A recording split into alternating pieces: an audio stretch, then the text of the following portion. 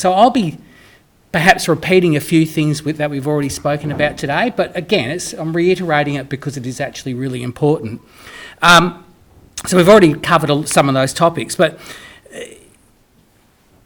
what I'm really wanting to say is that some of the things that we forget about when we have an incident where there's an insurance claim or a trauma or a significant accident or anything like that is the time that's taken up with it, whether or not it's a workers' compensation claim, dealing with a motor vehicle insurer, dealing with WorkSafe. These are the other things that get added on.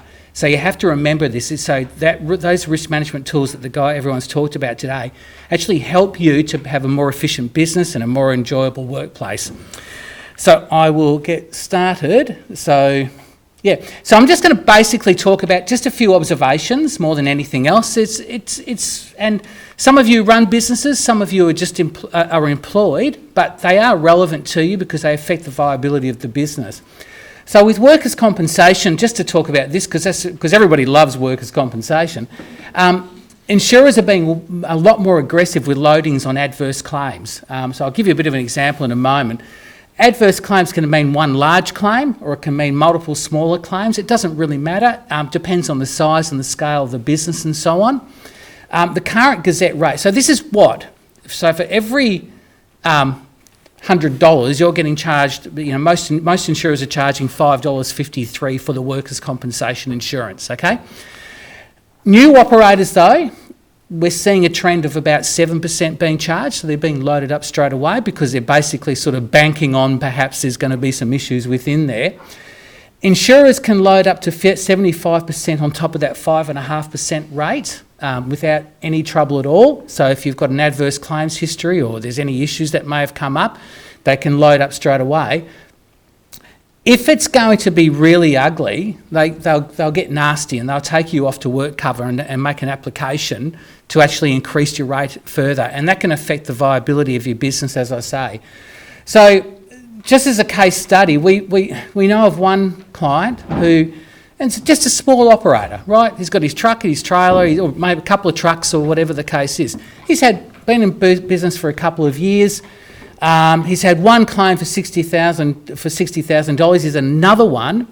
It's a fatality, so that's a horrible thing to have to go through. So I think if I'm an employer and if I have to suffer through one of my employees being fatally injured at work, that's going to take up a lot of my mental space and so on. So that's also on top of it. It's only a small reserve on that claim, a single person, no dependents. The insurer applied to work cover to exceed the 75% loading. The outcome was $100,000 wages is 22.5% premium. So it's 4.5 times what they would otherwise be charged. So if you can imagine what was costing you perhaps $10,000 is suddenly costing you significantly more. And what does that mean to your business? We've already touched on work health and safety laws. I've got that mostly right. Graham had a couple more things on there. But again, when we talk about work health and safety laws, we've got some really big things to talk about there in terms of like indemnification. WA and Victoria, I think from memory, are the two states that prohibit fines and penalties from insurance. Having said that, most of the cost up to this point is taken up in defence costs. So a prosecution is done by WorkSafe. You may have to put up defence costs, so you have to go and get a lawyer.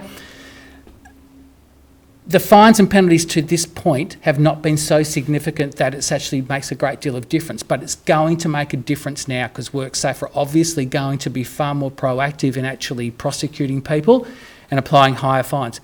And just remember, it doesn't apply just to the business owner anymore or the CFO. It actually applies to pretty much all of us. And so you're not going to be indemnified by an insurance policy, which is another reason why you probably really want to be mindful of work health and safety at your workplace.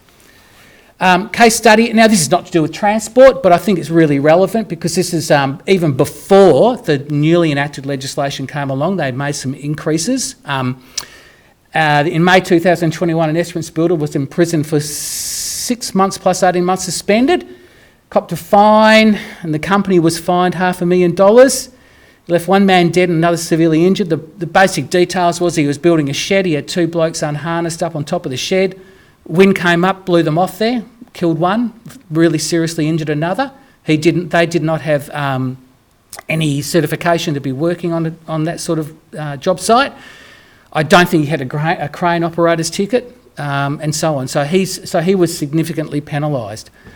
And he had a very good defence. But just imagine, take that past now and where the new legislation is in place, that could probably be even worse for him. This is just something I'm just going to touch upon because, again, it affects the viability of your business. So vehicle and plant values, we all know they're substantially increasing. And there's a variety of reasons for that. I mean, I'm not going to go through all of that. As I say, I'm trying to get out here in 15 minutes instead of 20 for you, okay?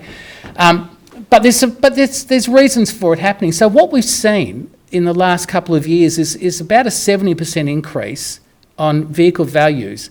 So that $100,000 truck is now probably $170,000. So if you've still got it insured for $100,000 and you write it off, you've got to go and find 70 grand more. So there are some ways to deal with that. Review your sum insureds on vehicles, trailers, plant and equipment. If necessary, have valuations completed. It's a little bit of an expense, but it might be worthwhile. Notify your insurer of the changes.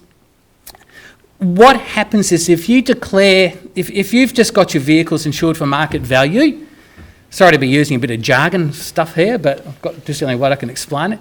You've got your vehicle insured for market value, but you've kind of put it down as a value of $100,000, but it's really worth twice as much. Well, you're only getting $100,000. You are not getting the market value. And the other side of it is that a lot of the fleet insurers and transport insurers tend to have an average or co-insurance clause. So your $100,000 vehicle that's insured might cost $200,000 to replace, but it's underinsured, so they're going to penalise you even further. You may not get the $100,000, okay? These are things we just like to highlight. So a little bit of an action, go and review the values and notify your insurer or your broker. Repair delays, we all know about that. I've got a car that got damaged in May. I still haven't got it repaired because I can't get the parts for it. So imagine what it's going to be like with trucks as well. And there's obviously some reasons for that, but supply chain and labour shortages, all those other things that we all know about. Small business operators, small fleets, you can look towards getting a business interruption cover, which will help you perhaps to rent another vehicle or something like that. Marine cargo, I don't know if you're involved in freight or whatever the case is, but you might want to look at updating your annual I should have been sendings, my apology, and update your maximum loss, because obviously that piece of plant machinery that you might be carrying today is worth twice as much as what it would have been 2 years ago. So you probably need to review that a little bit. And I told you I was going to try to make it brief, okay? So I've kind of rushed through it because I just wanted to make sure you guys got away because that's pretty dull. Yeah, so that's about it. So look, any questions regarding that at all? Because if not, I'm sure you can be wound up. Thank you. Okay.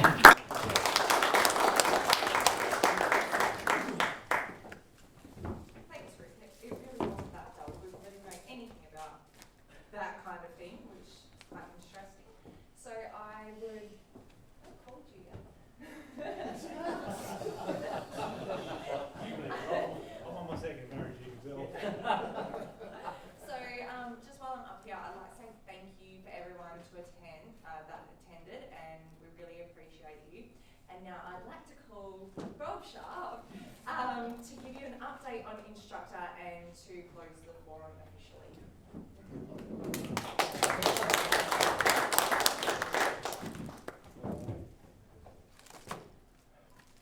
Alrighty, as you already know, TransSafe WA have a WA First Road Safety project called Instructor, which is a prime mover that will tow a double custom-built expanding exhibition trailer around the schools and community events throughout Western Australia, educating road users and future road users on how to safely interact with heavy vehicles. Instructor will not only be educating current and future road users, Instructor will be out there to encourage our current and future drivers to consider entering the road transport industry as a career. This secondary benefit will help to alleviate the growing road transport freight task, which is set to treble by 2050.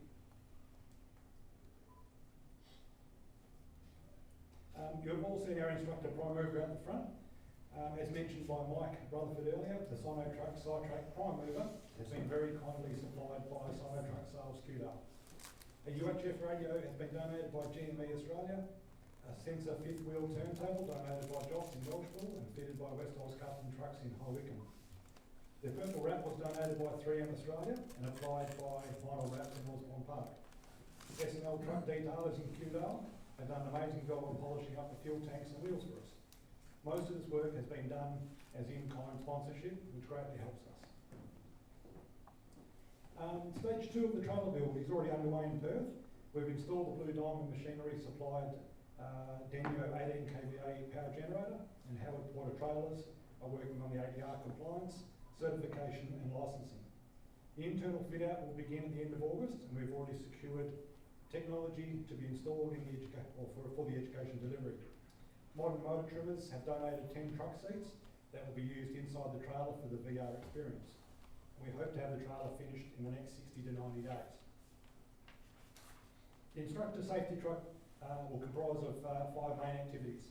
Activity 1, participants will be encouraged to climb up into the prime mover and get a first-hand look at where the driver sits and to see what a driver can and can't see. This will be more about blind spots.